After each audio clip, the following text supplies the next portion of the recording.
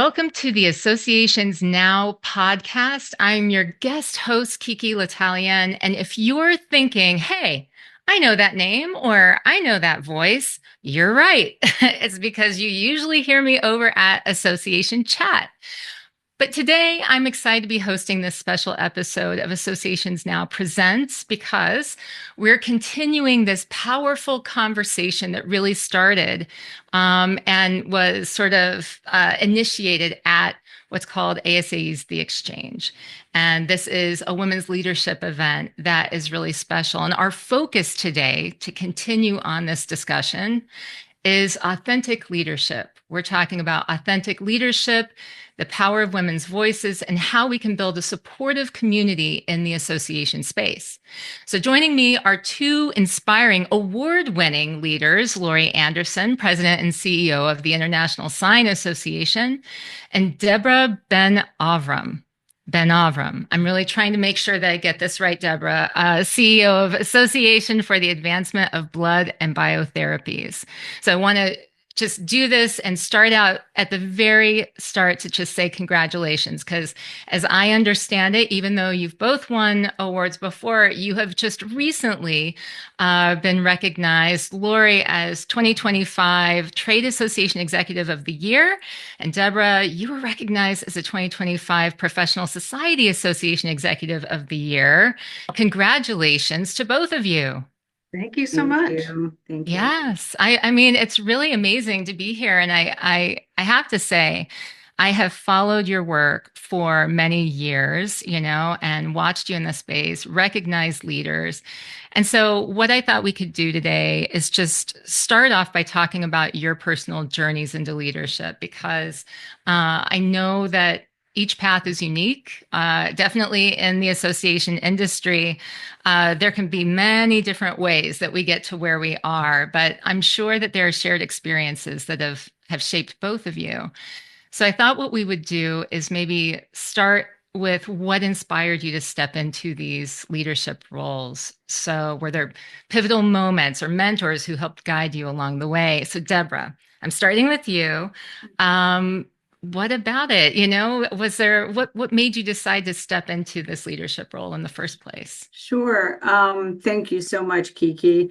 I would love to tell you that I had this grand plan from, the age of 5 to become a leader and to do it by this age and sort of set all those goals. That's really never been my style. So when I was thinking about what sort of led me to this moment, I think what I might have been was not savvy enough to realize that I wasn't supposed to ask questions or ask permission, and just always threw myself into opportunities. So my last organization, when there was a clear need for a new strategic plan or a new area that we needed staff leadership in, I raised my hand, but I did that by doing it.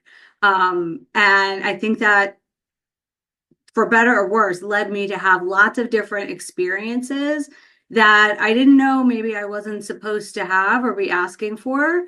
And when the CEO role opened up at that organization, I had this out-of-body moment where the board was telling me that the position was now open. And I said, well, I'm right here. Why don't you put me in that role? And that was not particularly characteristic of me, but it is what ended up happening. I applied for the role and took it. And what inspired me was that I saw I could be the change. I saw what change could be. I saw what possibilities were. And I love the power of associations and bringing people together. And I think we do that with our staff, and we do that with our volunteers and our members. And I just love that. I was really inspired, and I wanted the opportunity to do more, to keep throwing my hat in and keep bringing that forward and growing the business and growing the value that we were delivering to our members. And I loved what I did there, and I now get to do that at a different organization. In terms of what maybe mentors or who inspired me, a pivotal moment for me in terms of putting myself around the right colleagues was at an at an ASAE annual meeting shortly after I became CEO. So this is going back long time. And Arlene Pye Tranton and the late John Graham led a roundtable for young CEOs because I used to be a young CEO. And there were not so many of us at that time, but we sat around this table and I got to see not only meet colleagues, some of whom today are among my very best friends, both within the association community and personally, but I got to see what it looked like to be a giving colleague and to be around colleagues like Arlene and John who were just freely sharing their experiences. That moment in time, which I can see in my head as I'm telling you the story, that led me to recognize I needed to get into peer groups because I was reinventing wheels and I was alone. I mean, no matter what level of leader you are, you're alone in some way, shape, or form. And very quickly, I got myself into a few different peer groups and tried them out. And some fit, some didn't. And I learned how to build a community, a kitchen cabinet of people that I could learn from that were similar to me, that were different from me, that had more experience or less experience than me. And that gift really that I got from what I learned from ASAE colleagues, whether I did that within the framework of ASAE or not, that is what I really credit the rest of my career journey to this day is being in this community and building peer, networks within it that I can learn from, be vulnerable with, and learn from each other's experiences. When you are talking about that, it resonates so much because I think, what if we didn't have some of these important connections that we had made? What if we had never, and it really is, you can get so much further when you have those relationships in place and you can ask the questions and get the information that you need or make the connections that you need to in order to advance. How about you, Laurie? What about for you? What was your story? Well, has some similarities to Deborah. When my very first career was a teacher, Mhm. and I knew I didn't want to do that forever, and I quit without any plan. And that was terrifying. So I think I look back at the things that have helped me grow. It's that I do things that are scary, but I ask for help. And asking for help is critical. I found a career coach because I literally had no idea what I wanted to do. And I remember the restaurant we were in. I remember the table we were in, and he asked me a pivotal question that changed my life. Mhm. And the question was, what gets you hot? What gets you mad? What gets you boiling? And at the time, it had to do with politics, with whoever was in office at the time. Mhm. And and he said, well, why don't you do something there? And I went, I can't do that. I'm a former music teacher. And he goes, why not? And it got me thinking, well, why not? And it took me 9 months to convince a member of Congress to hire a former music teacher. And it was scary, those 9 months. I didn't have a job. And all of a sudden, I was in a position of doing something that I was just really passionate about. Wow. And people would be coming and lobbying me. And I thought, well, maybe I could do that. So then I started looking at getting a lobbying job. And I happened to land in an association where the vice president of government relations was also involved in music. So there was this music connection. Right. He would sing, I think he sang for the um, Kennedy Center choir or something like that. And his wife was a music teacher. So we had that weird connection right away.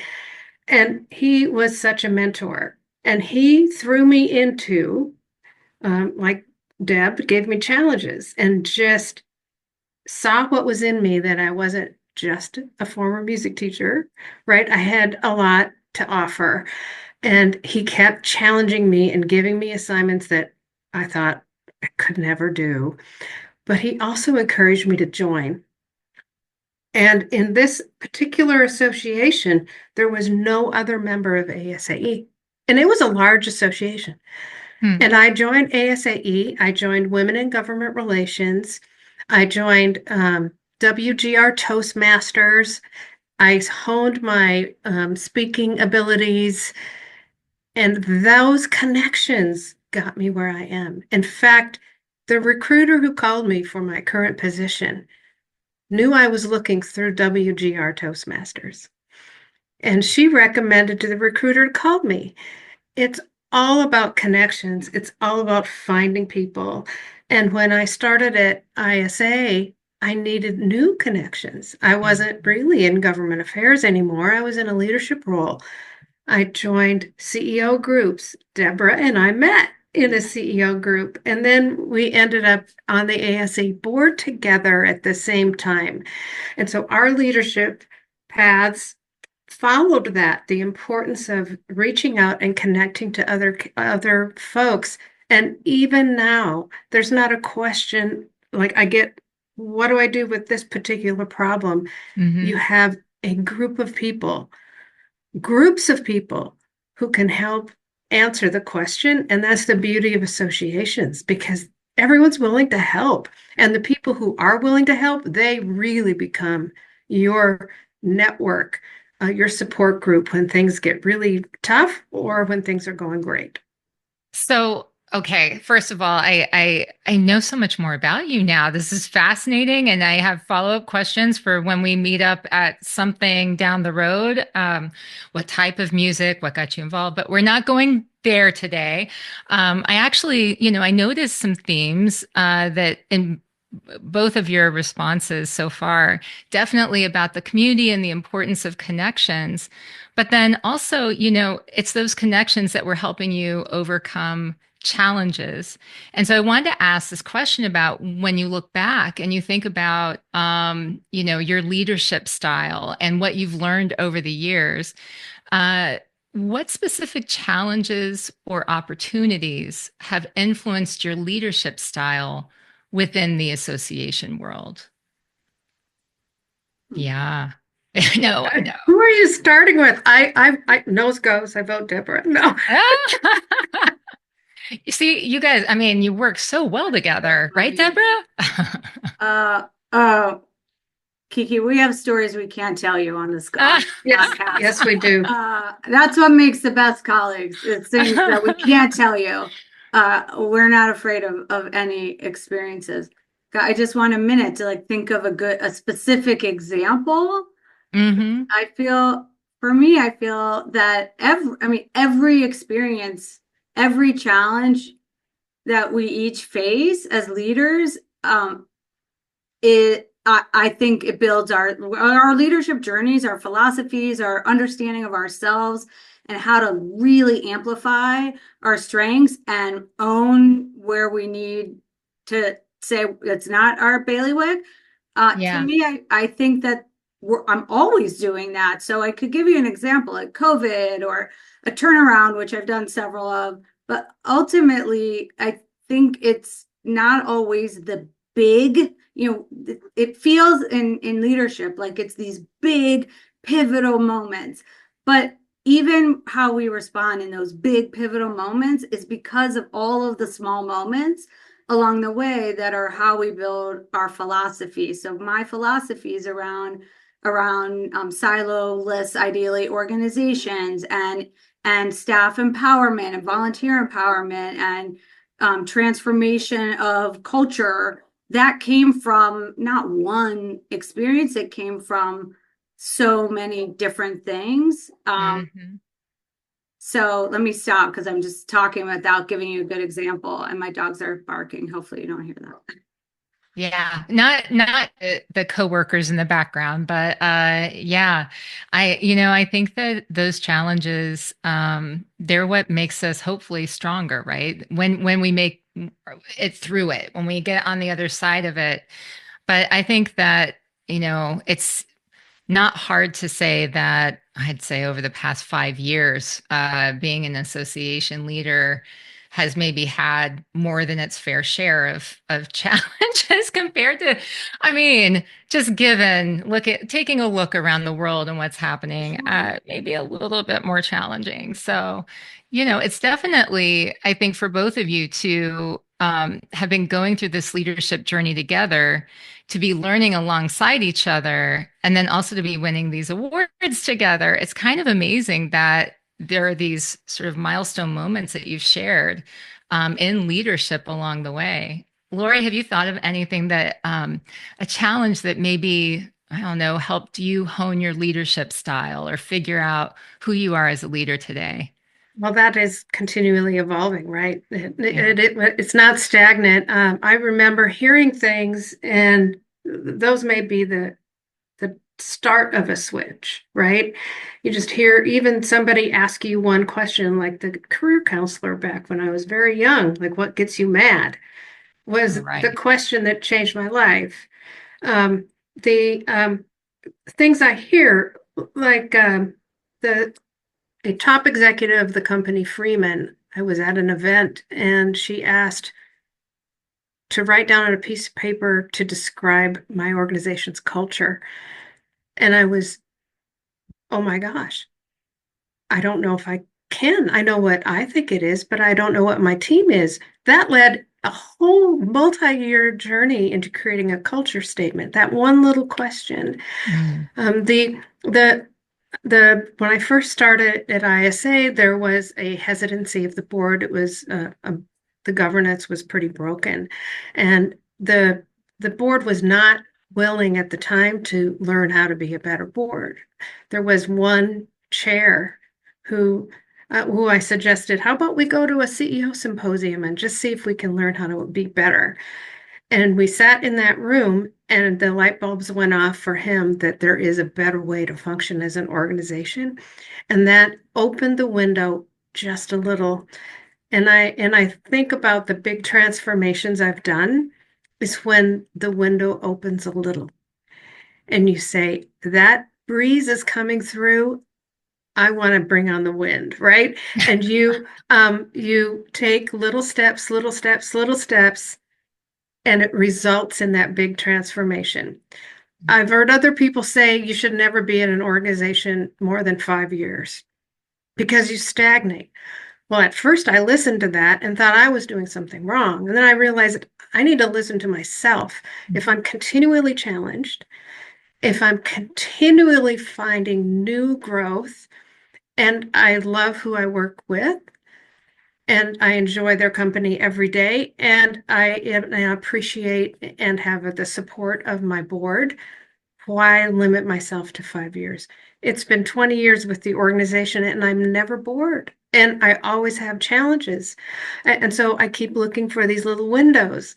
Now, if the window's constantly shut, then maybe I should look somewhere else or that someone should look somewhere else. But if you always have that opportunity for a new breeze to come through, and to ride on that breeze a little bit, then go for it. Oof, that's really fascinating. I'm thinking about how we're hearing you should be listening to others, you should be talking with others and learning from others, but maybe also knowing when you shouldn't listen to others and to listen to yourself too, not to forget that part. So, one of the questions I wanted to ask you both had to do more about mentorship, and especially for young professionals, people who are early, maybe earlier in their careers, who are trying to figure out, yeah, this mentor. How do I find the right people? How do I find my group, my kitchen cabinet? And when they begin to seek out building that sort of that connection and that network, how would you advise them to go about fostering meaningful connections that can truly help them? Because I think, at least in my situation, I would say in my experience, I've had to learn, right? Because not everyone should be a part of that group, but you shouldn't listen to all of the voices. So, Deborah, I know Yeah, you had shared a little bit earlier sure. about how you found these different groups. So, do you have any thoughts on Absolutely. this? I have definitely have thoughts around how to approach finding mentors. To me, the first place it starts with is introspection. What are you looking for yourself? So if Mhm. you're looking for an advisor who can tell you what to do when you don't know how, that's I'm not sure that always exists, but that might be more of a coach, an executive coach.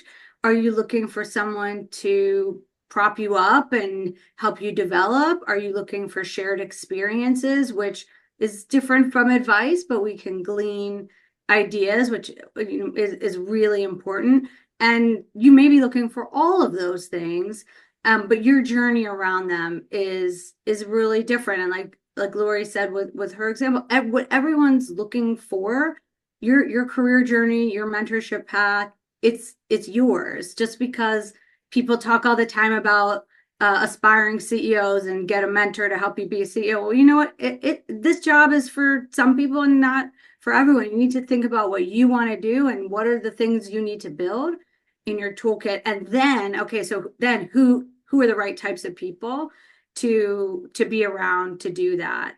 And by the way, that's multi-directional. You have people reporting to you who, or within your organization, who are at different levels, who are amazing mentors, who you learn from all the time. You don't have to call someone and say, will you be my mentor? And let's, match on an app here. There's lots of ways to engage and be mentored.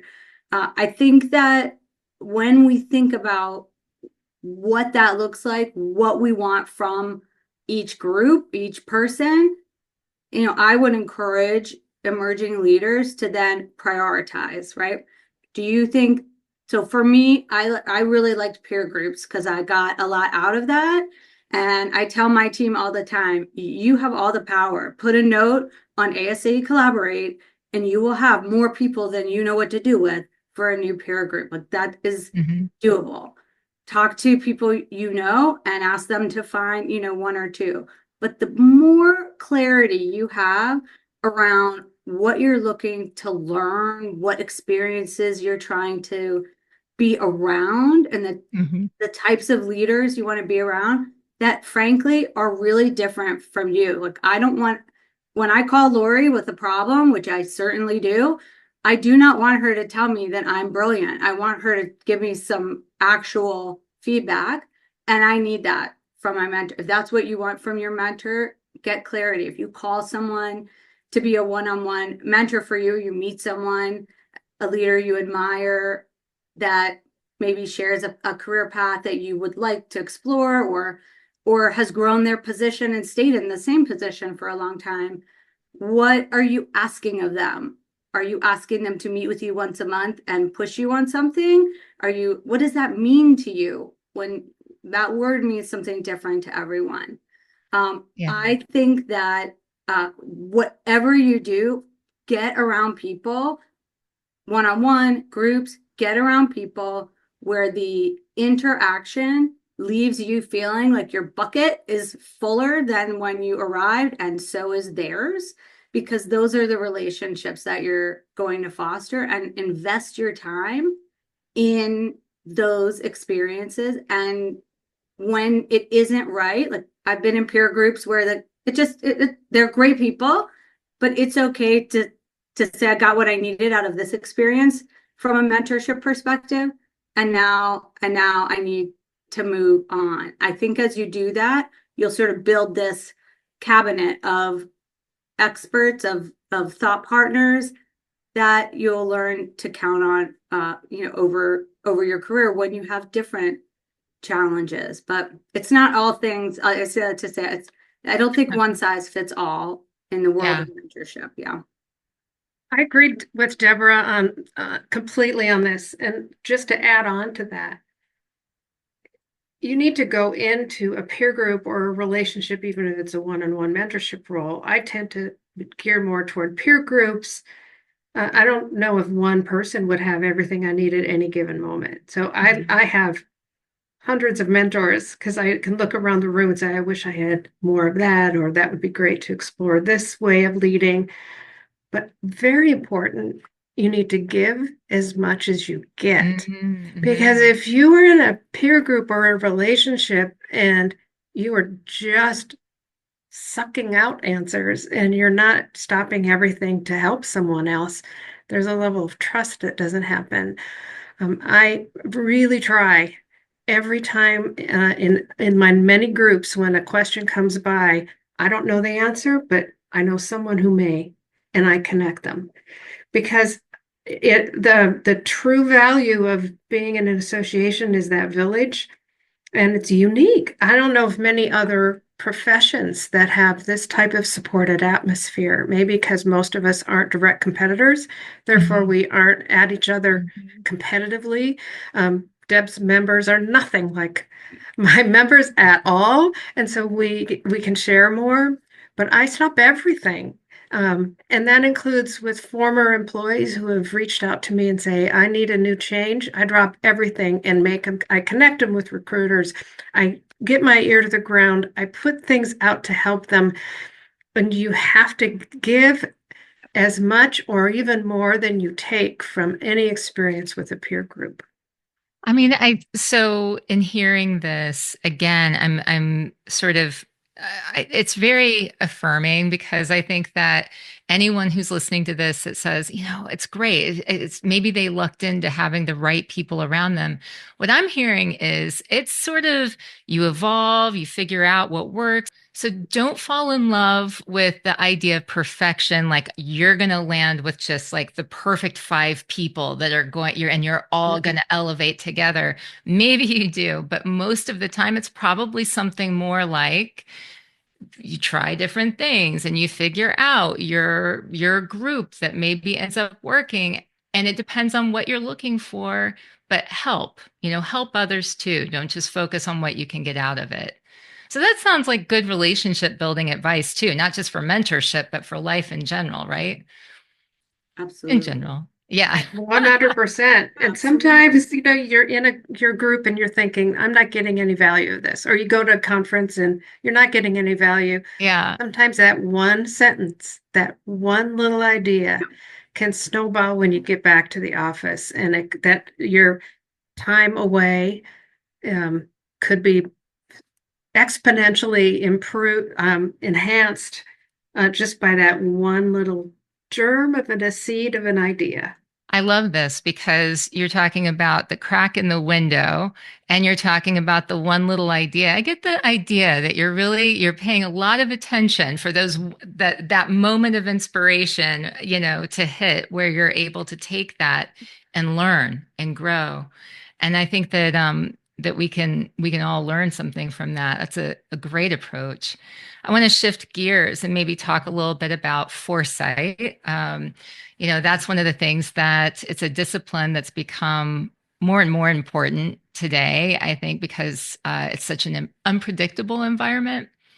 And so, Laurie and Debra, how has practicing foresight impacted your approach to leadership, especially during moments of uncertainty? Yes, I'll foresight. take a stab at it. Uh, we've developed at ISA a leadership meeting, which involves a board and three other elected steering committees, we call them. And we have an annual event in January of every year that isn't about the current year. And I did that as purpose because the budget's already set, the organizational plan, the all of that's set for that calendar year. Now we're meeting in January to do what? To talk about what next, not even the next year, but even 2 or 3 years from now. And we pull in, and sometimes there's themes to this meeting.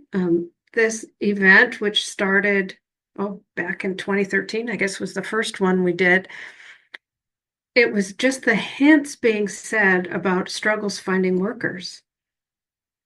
Well, that led to developing an entire workforce development program.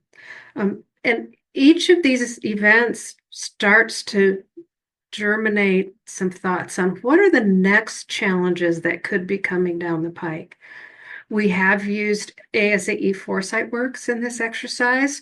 We have sometimes focused on particular themes. We bring in some keynote speakers that can help facilitate the long term. But I think it's the mindset that the meeting is not about the here and now. It's all about the future. We're in the next one in January of 25, we're talking about demographics, or maybe the importance of adding value graphics instead of demographics. Okay. And we're looking at trying to understand the values that are inherent in our stakeholders. We don't know what that's going to end up, but that will be long term. Like, what does that mean for 26, 27, and 29 and beyond? And that's how we've employed foresight. How it changes my leadership. Again, I think it's back to the same thing we've talked about. It's those little teeny things, listening for the nuances and what I can do to challenge myself and to challenge the organization. So, for people who, and Debra, I'm going to go to you next.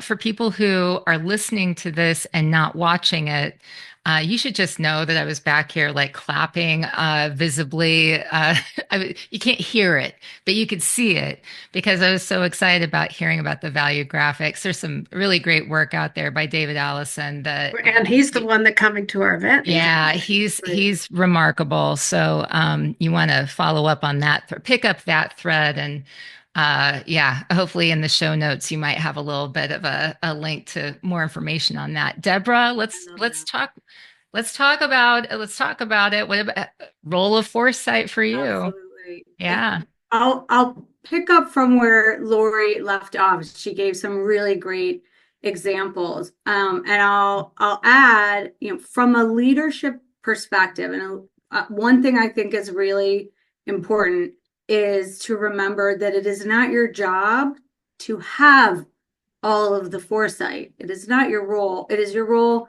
to make sure that the organization and the right people are having that conversation. And that can be very hard as we continue on our leadership journeys to remember that our superpower isn't knowing how to do everything or about everything. It's knowing how to create the environments where the right things end up happening and making sure that that's also the expectation of you for whoever it is that you report to, that you're having that conversation. What are the expectations that might be for you with foresight? If you have deep subject matter expertise, that's going to be different than if you don't. But that conversation's really important. And then how you're leveraging your board, what's the board culture around wanting to have, some boards don't love to have really big picture pie in the sky conversations. And then your role in that leadership development journey for them is very different than if you are working with a board that has been doing that for a long time. And for me, a tactic that I always employ, no matter what role I'm in, is sort of setting some North Stars. Like, what are the things that are, for me, really always going to be true? Transparency, risk-taking, possibilities, growth mindset. When I can bring those into the foresight conversation as a leader, those are my tools. I use those tools to hopefully open possibilities up for others. So an example for me would be, as ABB explored the new frontier of biotherapies, which we're really positioning ABB in, the same thread from Laurie's of workforce development, we were able to problem spot what's a problem in the industry that's no one's going to have solved in 3 years when we would come out with a solution. And we ended up delivering the first in field credential. We stood up an entire credentialing program and delivered that. But we wouldn't have done that if we weren't talking about what's coming down the pike. We have to be able to see around corners.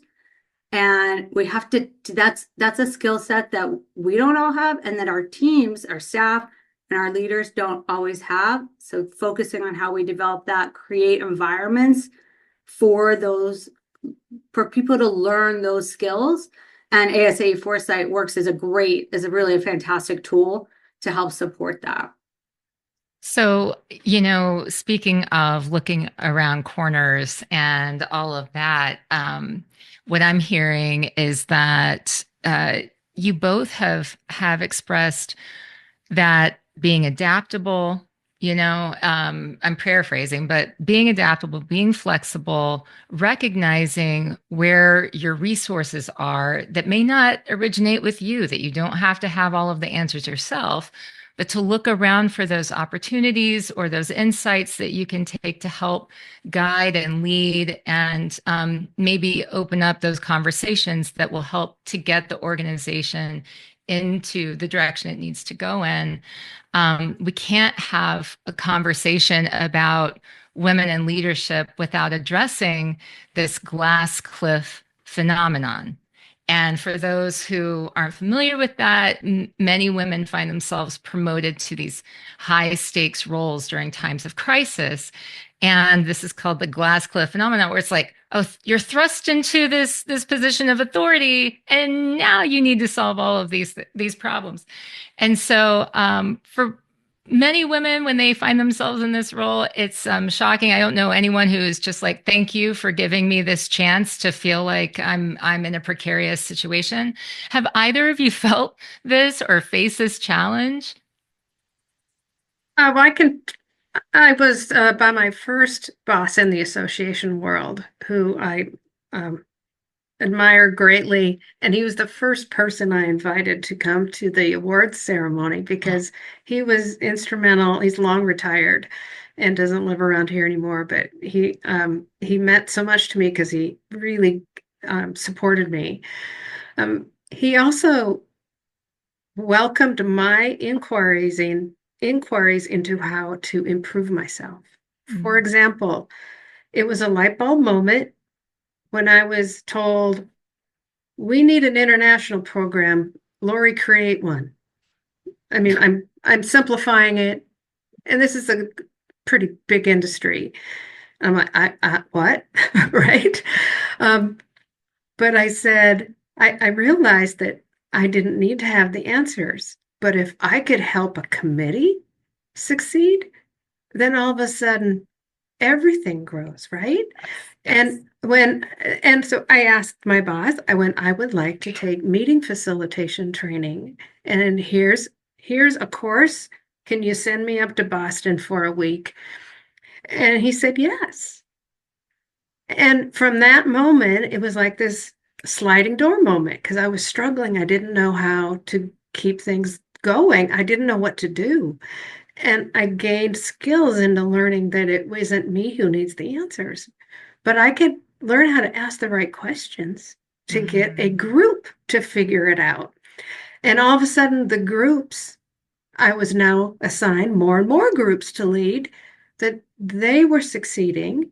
And that not only helped the organization succeed, it helped my career succeed.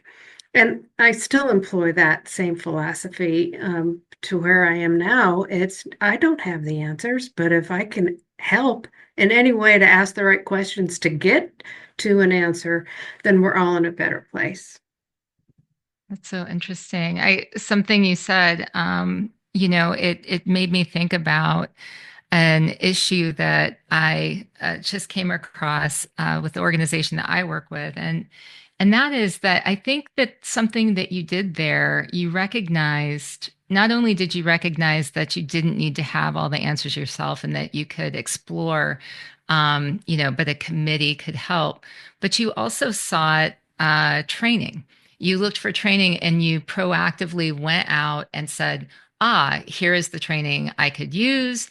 And then you went about figuring out if you could get it.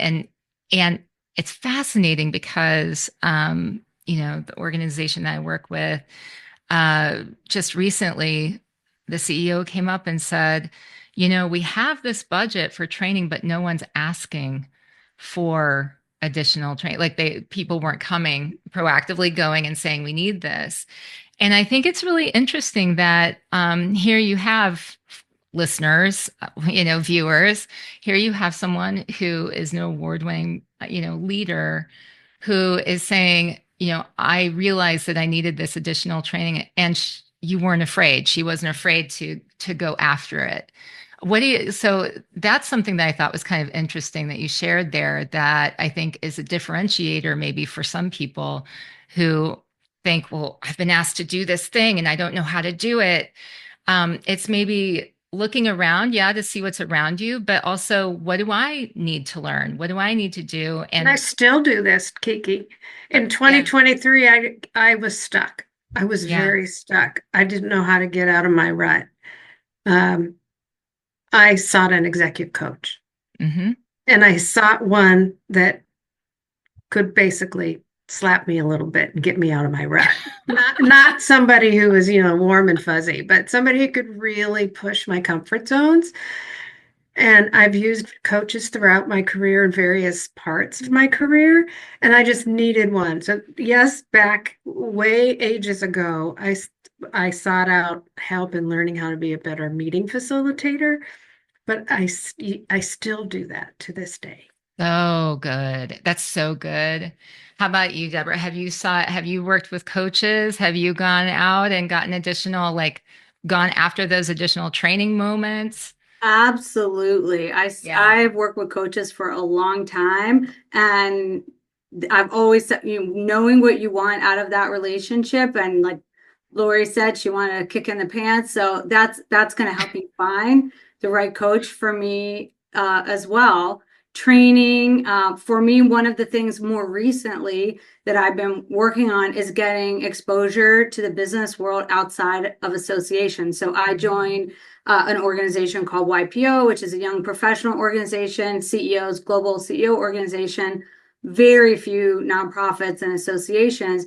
That's giving me a completely different skill set of development, or different opportunity to develop new skills and new exposure to new types of businesses, because we all know associations are businesses. It's our tax status that we benefit from.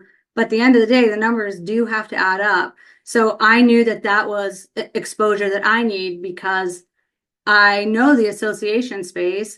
Where do I take it next in this very fast changing world?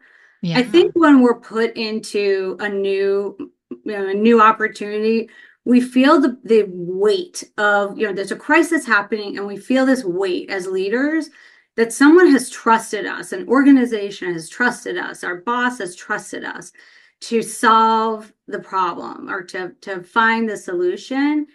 And we fall into this trap. And I think a lot of female leaders definitely fall into this trap of thinking that being the champion for the solution means being alone and being the only one who can do, and to both strategically think and do and be the answer. And sometimes we put that on ourselves. Sometimes it's put upon us, to be honest, but sometimes we put that on ourselves. So when I think about those moments when I've asked someone in a crisis to take something on, and when it's been a part of my own experience, I'm thinking about building transparency, which I share as one of my North Stars of transparency, and being clear on communication along the way, celebrating small wins. Don't wait until the end to find out like your wins. Like Laurie just shared how she was talking along the way. Can I do this? You're sharing your thought pattern. So Yeah.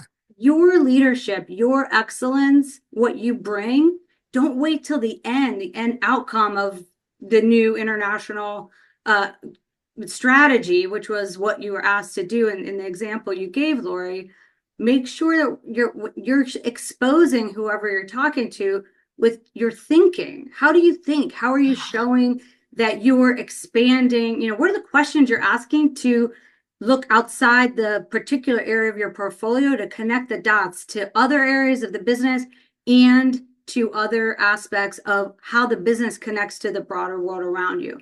When you give people the opportunity to see into, like, have a window into your brain, that lets them engage. That brings intellectual curiosity from them, and you're having conversations along the way. Something I'm not strong in is making sure to celebrate strong wins. I know about myself, I'm like 3 years from now already. I'm excited about the win, but my brain's moved on.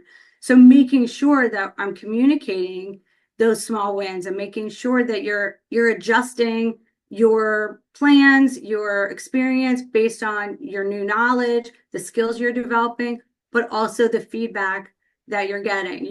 In other words, don't put it on yourself to be alone. Let somebody tell you you're alone. But until they tell you you're alone, figure out how to engage others, communicate really effectively, and share what you need to share to highlight what you're doing and highlight where you need others to plug in. Wow, this is like a masterclass in leadership because Deborah, that is a growing edge for me that I have to work on. This celebrating the wins, but showing that thinking along the way so other people can learn, celebrate, understand, and believe in, and like be part of your parade versus like sort of watching from the side and it being some big mystery. This window into your brain approach, so important to be able to communicate like that so that other people can buy in along the way. And I think that's such a great point. I think of it as showing your work. I was always getting in trouble in school for not showing my work. I had to, and I'm like, oh, but I have to write it out and I have to, and I think that that's something that even to this day, it's like, yeah, show your work, like let other people in on it because, hey, guess what? Maybe they can contribute or maybe they can, you know, join your parade and get excited about the things that you're doing. It's not something to be fearful of, which I think is what holds me back sometimes. Somebody will pick apart my ideas and all of this, but it's something where it's an opportunity, right? And it's only something that can help build trust. So that's a great, great point. I have one more question. I could really honestly, I think, talk to you both for a long, long time. But I have one more question that has to do with just being a leader. It has its own set of demands, trying to I think we've all decided a long time ago that there is no balance with life, right? You're just kind of always trying to figure out your best. But it's challenging, when you're trying to do all of these things beyond the career skills. What areas of personal growth for you have been essential to your success and your resilience as leaders? Are there other areas of your life where it's not just going out and getting, say, that training and facilitation or working with committees or what have you, or learning about, what it's like to be, entrepreneurial and that kind of thing. But is there something in your own personal growth outside of those things directly impacting your skills at work that you look at that helps you, that you find that is essential to your success? Laurie, kick us off. It's a mindfulness journey for me. Um, I have gone to mindful retreats. I started meditating. Um, it went many years ago. I'm grateful to say it's many years ago now. In 2007, I went through a cancer journey. And so I'm a breast cancer survivor. And and what they don't tell you in this when you go through it is the hardest part mentally is after you go through all the treatments. Because then you imagine that every hangnail and everything is possibly another round of it, right? And in this process, I discovered the importance of mindfulness. I read books, Eckhart Tolle's Power of Now, and some other books by various monks, etc., that made me greater, more appreciate the present moment and not constantly imagine what's next, because what you imagine is that it's imagination, it's not real. And that's a continuous process. And that is a journey we are all on to a various degree. And you never complete it. You never win it. And being comfortable with the moment at hand is maybe the biggest challenge we could ever face. Well said. Beautiful. Laurie. Yeah. Deborah? I wish I could tell you I had the kind of mindfulness practice that Laurie has developed and that I admire so much. I'm a little bit more of a work in progress than maybe I care to admit, but I think that for me, over the course of my career, that I've kind of ebbed and flowed, and COVID really helped me like open my eyes to making good choices about how I decide to spend my time and how I decide to spend my discretionary time. We can all we could go to dinner with an ASA colleague every other night. We can go to everything we get invited to. We can, and I'll own the statement, then really end up not getting much out of any of those experiences. So what I've tried to do in my own practice and my own life is really be intentional about how I'm spending my time and how I want to show up for myself and for others. How does that translate? It translates into I've said no to some things and I've stepped back from some things that maybe I gave to, maybe I did that had run their course. And I've stepped up into other things that have really been a bigger part of what I want to do. So some of those are making sure to spend time or travel with my son, who's an international athlete. So that's one-on-one time when I can't always work. So having that special time, we have dinner as a family every night. That's hard to do, I know, but that's what happens in the BenAvram house. And our son's 21, he's at college now, but we still do that with our daughter. And then making choices around spirituality and around the things that really, from a volunteer perspective, make a difference for me. So my family supports an orphanage in Eastern Uganda that helps girls who would otherwise be on the street, and kind of doubled down on that, and a few other really important issues that for me fill my bucket, even though they're time, that allow me to use the skills I have built in my leadership, in my career as a leader, but allow me to get something very different out of that, and then bring that back to my family. So I'm still on that journey, but I think I'm getting much better at choosing the things that, from a time perspective, I both give and have a meaningful ROI in whatever it is for me that I decide that needs to be. Oh, it's beautiful. It's beautiful. I can't tell you both how much it was just such a pleasure to speak with both of you today. And I've learned something, and I know that the listeners, the viewers are going to learn something too. So thank you both for sharing your wisdom and your insights. Thank you so much, Kiki and Laurie. Always a pleasure. Thank you. I can't wait to share the stage with you in March. It's so exciting. So thank you, Kiki, for this opportunity. It's been fun. Absolutely. Yes. So I just want to say to our listeners, thank you for joining us. Be sure to subscribe to the Associations Now podcast on Apple, Spotify, or wherever you listen to your favorite podcasts. And for even more association goodness, visit associationsnow.com. ASAE, of course. And then if my voice didn't completely rattle your cage, you might want to check out my regular podcast, the Association Chat Podcast, which you can find over on associationchat.com. Until next time, everyone, stay true to your vision, keep sharing your stories, and remember, every conversation offers a chance for change. Thank you.